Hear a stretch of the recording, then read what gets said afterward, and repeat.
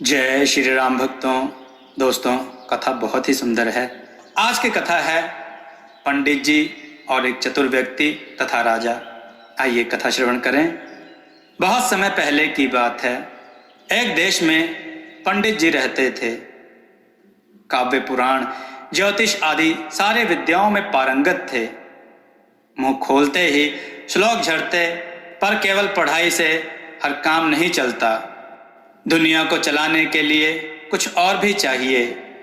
पंडित किताब लिए बैठे रहते, कभी दर्शन श्लोक लिख लेते। वे पंडित झूठ कभी नहीं बोलते थे। घर बार कैसे चले यह कभी ना सोचते थे। फलतः कभी कभी चूल्हा खाली रह जाता।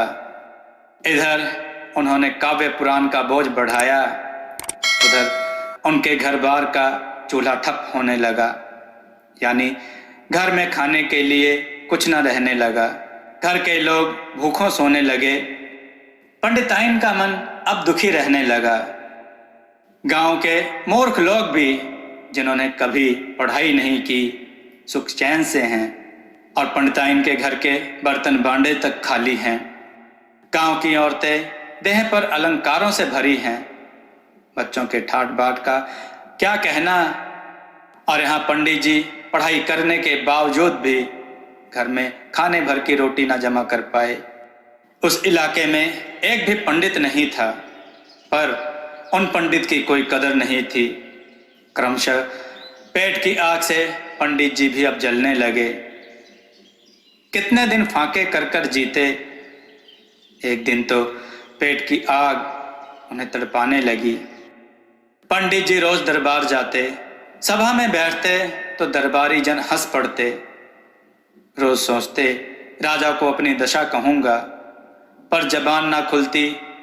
गले से जबान निकले तो कुछ कह पाए, राजा उनका दुख कैसे जाने।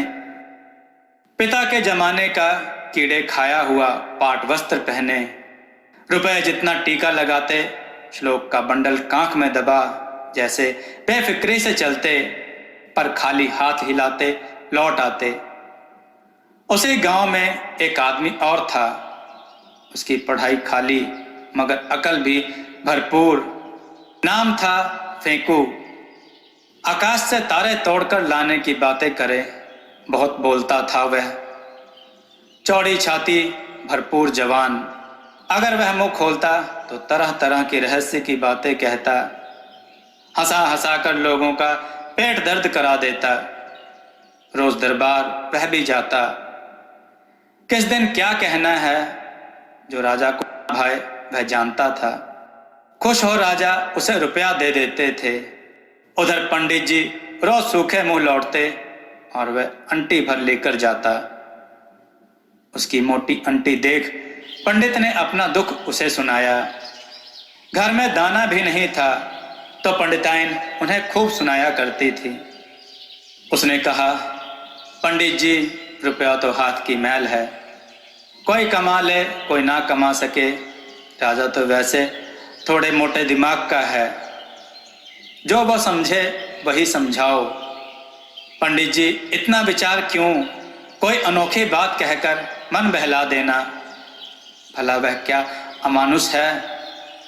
पंडित ने कहा, अरे मुझे ये बातें आती तो तुझे क्यों पूछता। मेरी पढ़ाई बेकार है तो टुकड़े काट के बराबर नहीं है। घर संसार की नाव मझधरिया में डूबने को है। मैं क्या करूं, बहुत परेशान हूं मैं। कैसे महाराज से कहूं, किन शब्दों में उन्हें बयां करूं। वह बोला, पंडित जी, कुछ झूठ बोलना होगा। पंडित बोले, ओहो राम राम, वह मुझसे ना कहा जाएगा। झूठ की कमाई से तो भूखों मरना भला। वह बोला, पंडित जी मेरी सुने, खाली सच से दुनिया नहीं चलती। आप ये तो जानते ही हैं, धर्मराज युधिष्ठिर ने भी समय आने पर झूठ कहा। पैसों के संग झूठ मिला होता है। दुनिया में जीना है तो जरा झूठ कहना होगा, वरना आपको दशा भोगनी ही पड़ेगी। पंडित बोले, तो तू बता क्या कहना होगा।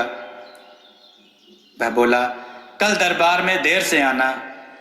राजा कुछ कहे तो कहना, आकाश में बिल्ली मिली, चिल्लाती जा रही थी, उसे देखता रहा। अगले दिन सुंघनी नाक में लेते लेते टहलते हुए देर से पहुंचे पंडित जी। मंत्र सा गुनगुनाते रहे, अनमने से थे।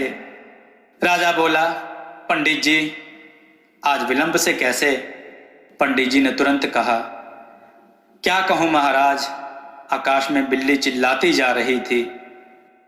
राजा गुस्से में भरकर पंडित जी को सर से पांव तक देखते रहे और कहा, पंडित जी यह क्या गप का अड्डा है या राज्यसभा है? भांग ज्यादा पी ली है क्या जो दिमाग पर चढ़ गई है? भांग के नशे में यह क्या बोले जा रहे हो? कोई इस पंडित को पागल खाने में रखो। अब पंडित जी को एक झटका लगा, जैसे मानो उनकी अकल गुम हो गई हो। उस बड़बोले से जो सुना वह कहा, अब आगे क्या हो? न्याय, दर्शन, मीमांसा, सांख्य सब व्यर्थ था। पंडित जी को कुछ सूझ नहीं रहा था। राजा से क्या कहें और कैसे बचें? आंखों में आंसू आ गए, आंसू बहने लग गए। हाथ में हथकड़ी, पांव में बेड़ी डाल लेने के लिए कोतवाल तैयार था। तभी बड़बोला वहां आ पहुंचा। ये क्या, पंडित जी को दंड क्यों? इतने बड़े पंडित को सजा? ये साक्षात युधिष्ठिर हैं, इनकी ये दशा। सत्यवान को दंड दिए धर्म ना हो, यह राज ना रहेगा। 3 घड़ी में 1 घड़ी उपवास रहकर भी पंडित ने कभी जबान नहीं खोली। वह महाराज को झूठ बोले। इन धर्मात्मा ने जो कहा था वह सब सच था। एक बिल्ली का बच्चा रास्ते पर फिर रहा था, उसे चील ने झपट लिया। पंडित जी ने वही देखा, देखते रहे। वही घटना आपके आगे कह दी। इतने बड़े पंडित, इतने बड़े ज्ञाता आपको जवाब ना दे सके। धिक्कार है ऐसे राज्य पर। सुबह किसका मुंह देखा था? राजा ने लज्जित हो पंडित जी के बंधन खुलवा दिए। उस दिन समझे कि पंडित जी राज्यसभा से रोज खाली हाथ लौटते हैं। हमारे राज्य में इतने बड़े पंडित भूख प्यास से दिन काट रहे हैं, बड़ी लज्जा की बात है। उस दिन से पंडित जी का घर रुपयों से भर गया। पंडित जी अब चैन से रह विद्या चर्चा करने लगे और लोगों को ज्ञान की बातें सिखाने लगे। दोस्तों, आपको यह कथा कैसी लगी? अपने विचार और सुझाव कमेंट में जरूर दें। हमारी कथाओं को लाइक करें, हमारे चैनल को सब्सक्राइब करना न भूलें। हमारी कथाओं को शेयर जरूर करें, जिससे लोगों को अच्छा ज्ञान प्राप्त हो। जय श्री राम भक्तों।